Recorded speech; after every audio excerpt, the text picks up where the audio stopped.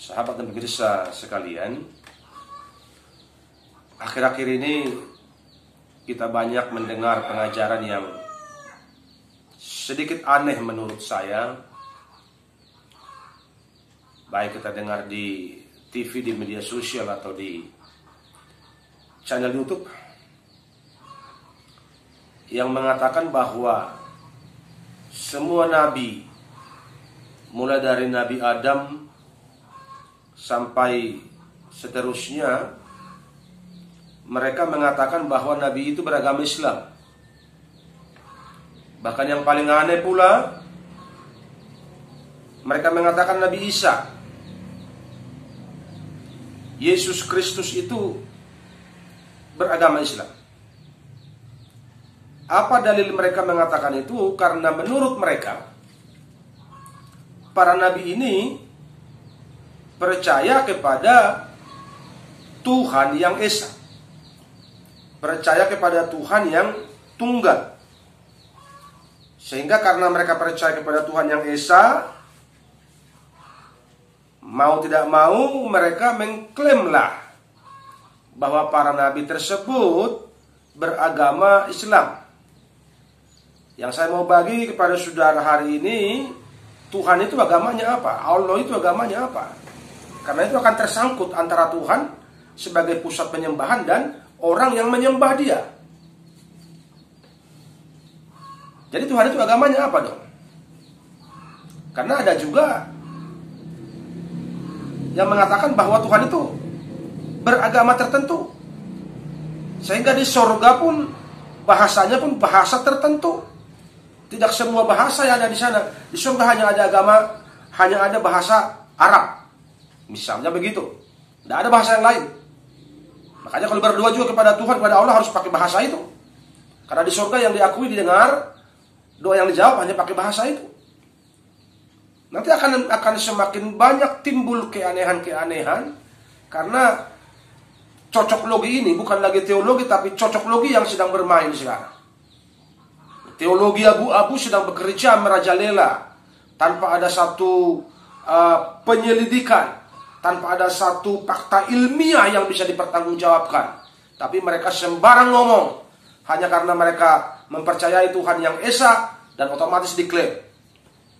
Sahabatku, sebelum saya menyampaikan lebih jauh tentang para nabi itu beragama apa dan Tuhan beragama apa, saya baca kepada saudara, agama menurut Kamus Besar Bahasa Indonesia adalah sistem yang mengatur tata keimanan, kepercayaan, dan peribadatan kepada Tuhan yang Maha Kuasa, serta kaidah yang berhubungan dengan pergaulan manusia dan manusia lainnya.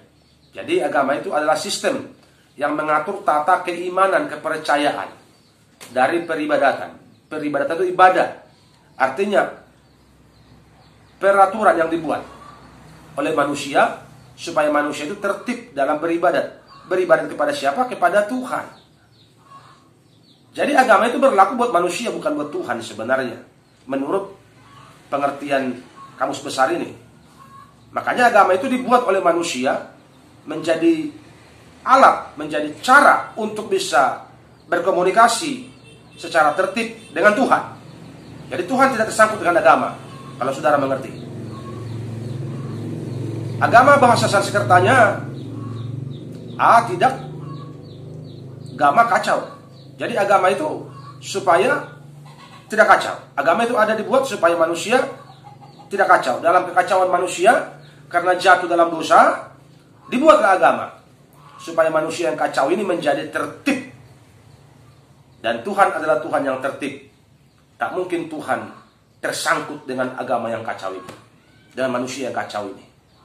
Karena agama ini berlaku buat orang yang kacau, supaya yang kacau ini menjadi tertib. Itu secara logikanya sederhana, seperti itu, sahabat dan pemirsa. Ketika Tuhan menciptakan Adam, kita akan masuk kepada para nabi ini beragama apa, supaya kita pun menemukan nanti Tuhan itu beragama apa. Ketika Tuhan menciptakan Adam, Dia bisa ngobrol sama Adam, berdiskusi.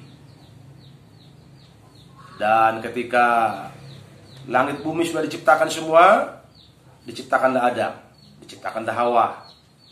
Tuhan ngomong sama mereka.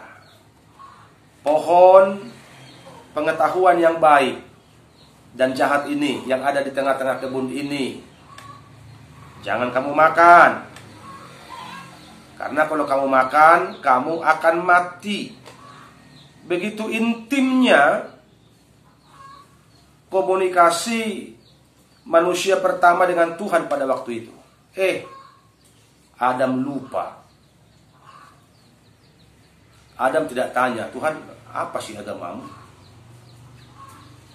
Gitu kan?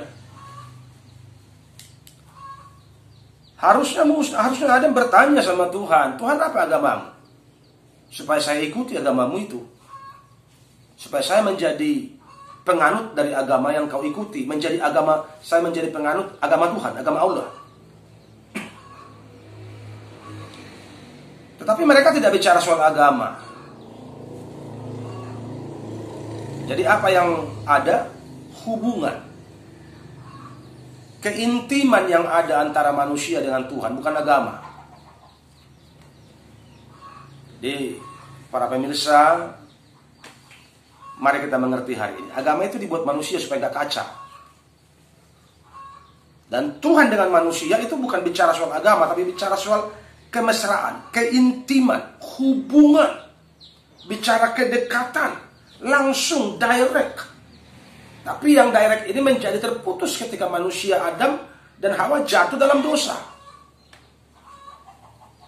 Makanya dikatakan kalau kamu makan buah itu kamu akan mati. Bukan tubuhnya yang mati. Seperti banyak pendakwa, banyak penceramah yang salah tafsir. Yang mati itu adalah manusia rohnya. Sehingga hubungan yang mesra dengan Tuhan terputus.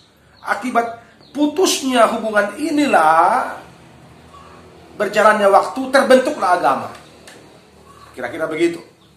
Orang-orang mulai menyembah setan, menyembah pohon, menyembah arwah-arwah, menyembah dewa-dewa. Itu akibat dari kejatuhan manusia ke dalam dosa, sehingga manusia bingung. Tidak tahu lagi siapa yang mau disembah. Jadi Adam dengan hubungannya yang indah bersama dengan Tuhan, tidak pernah satu kali pun mereka berbicara tentang agama. Dan Tuhan pun tidak pernah memperkenalkan dirinya kepada Adam sebagai pemeluk, sebagai pemimpin dari salah satu agama tertentu. Jatuh dalam dosa. Saya singkat aja. Dalam Kejadian pasal 5. Ada satu anak Tuhan di sini, dan Henok hidup bergaul dengan Allah.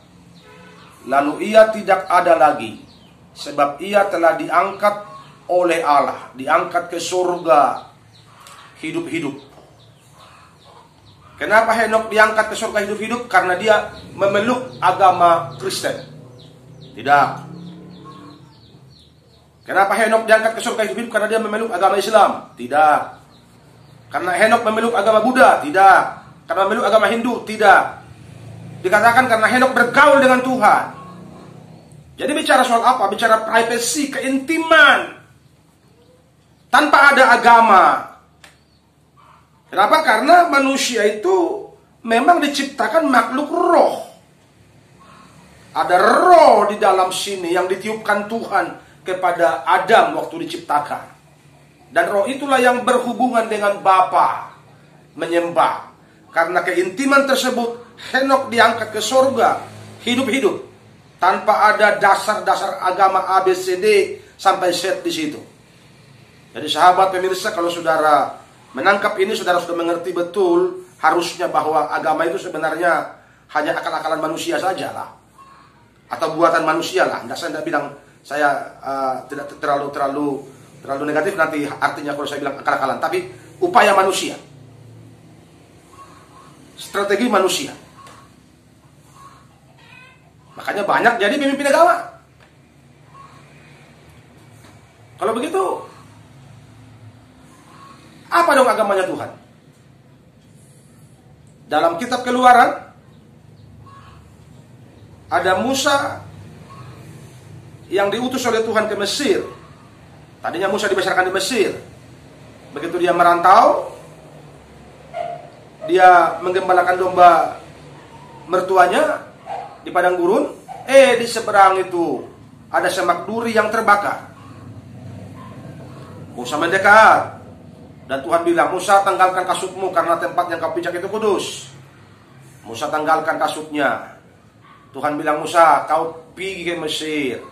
Umatku di sana telah sengsara, ditindas, mereka menderita, dan jeritannya telah sampai kepadaku. Dan waktu bangsa itu di Mesir, mereka tidak peluk agama. Kita jangan salah ya, mereka tidak meluk satu agama. Kalau Mesir jelas penyembah berhala, tapi orang Israel, orang yang menjadi orang Israel di sana, di situ sebenarnya mereka belum orang Israel, keturunan Abraham. Itu sejarahnya. Kau pergi ke sana, terus Musa gak nanya, Tuhan apa sih agamamu? Untuk nanti saya ajarkan kepada bangsa itu. Enggak. Yang Musa tanya, Tuhan, siapa namamu? Supaya nanti ku beritahukan kepada bangsa itu, siapa namamu? Terus Tuhan bilang sama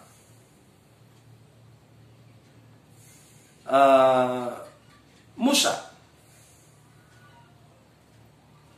aku adalah aku.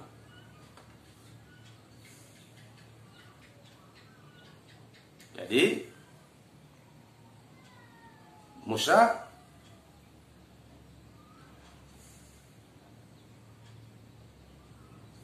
berpikir nih, aku adalah aku.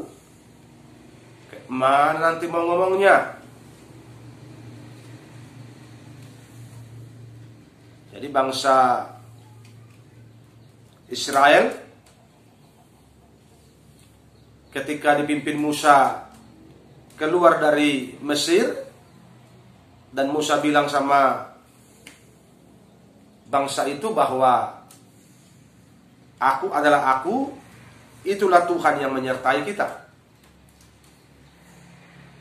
Dan di padang gurun Tuhan bicara sama Musa, kau naik ke gunung Sinai, saya mau sampaikan kepadamu kebenaran, ketetapan, hukum, undang-undang. Musa naik.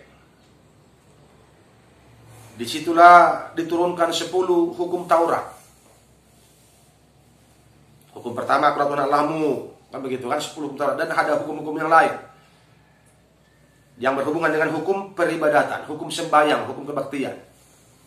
Tuhan ajarin Musa, kalau kalian beribadah kepadaku, bangunlah bait Tuhan, bangunlah kemah suci, tenda, dari tenda waktu itu, bangunlah kemah suci dari tenda, kemah sembahyang. Bagaimana caranya? Di Musa diajarin, ada ruang halaman, ruang kudus, ruang maha kudus, yang kalau di orang Kristen disebut itu tabernakel. Diajarin bagaimana cara peribadatannya, diajarin cara mempersembahkan korban, diajarin. Semua diajarkan kepada Musa secara detail, dan Musa menjalankannya secara detail tanpa ada satu pun yang dilewatkan oleh Musa, tanpa ada satu pun yang dilanggar oleh Musa. Dia menjalankannya seperti yang tertulis. Itu kata firman. Tapi tidak satu pun pernah Musa berbicara dengan Tuhan selama 40 tahun di padang gurun. Satu kali pun Musa tidak pernah bertanya, apa agamamu Tuhan?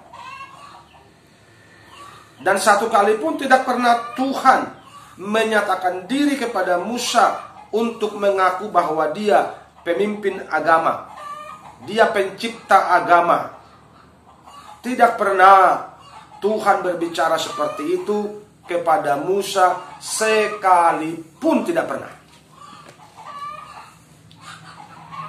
Tapi kok mereka menyembah Tuhan? Harusnya kan menyembah Tuhan lewat agama. Itu pengertian kita menyembah Tuhan pakai agama. Mereka menyembah Tuhan aman-aman saja, baik-baik saja. Mereka dipimpin Tuhan, disertai Tuhan. Mereka menikmati Tuhan, Tuhan bicara sama mereka tanpa berbicara agama. Jadi jangan kita main cocok logika bahwa itu agama ini karena mereka menyembah Tuhan yang esa. Agama ini tidak ada itu. Di Alkitab tidak tertulis seperti itu. Dan kebenaran ini yang harus disampaikan. Bukan akal-akalan. Bukan suka-sukaku. Tapi kebenaran yang bersumber dari kebenaran yang hakiki. Tentu sesuai dengan historis kebenaran. Karena kita tidak tercipta begitu aja. Ada historisnya. Ada sejarahnya yang perlu kita pelajari secara baik. Sehingga kita tidak sembarang bicara. Kenapa? Karena perkataan kita nanti di akhir zaman, pada hari kiamat akan dipertanggungjawabkan. Apalagi bagi para pemimpin, bagi para penceramah, bagi para pendakwa, bagi para pengkhotbah. Ucapan kita akan kita pertanggungjawabkan nanti pada hari penghakiman. Dan zaman terus berjalan. Para nabi terus silih berganti diutus Tuhan untuk menasihati bangsa Israel yang keras kepala pada waktu itu. Tidak satu pun Tuhan pernah bicara kepada mereka, ini agamaku. Dan Nabi pun tidak pernah satu kali datang memberitakan kebenaran, memberitakan pesan Tuhan kepada umatnya dengan dasar agama. Tapi mereka selalu menyampaikan, beginilah firman Tuhan, beginilah sabda Tuhan, beginilah firman Tuhan. Tidak pernah mereka berkata, inilah agama Tuhan. Tidak ada. Tidak ada itu ya. Terus berjalan. Tidak ada agama. Kok nggak ada, Pak? Intinya gampang. Kenapa tidak ada agama? Karena agama tidak menyelamatkan.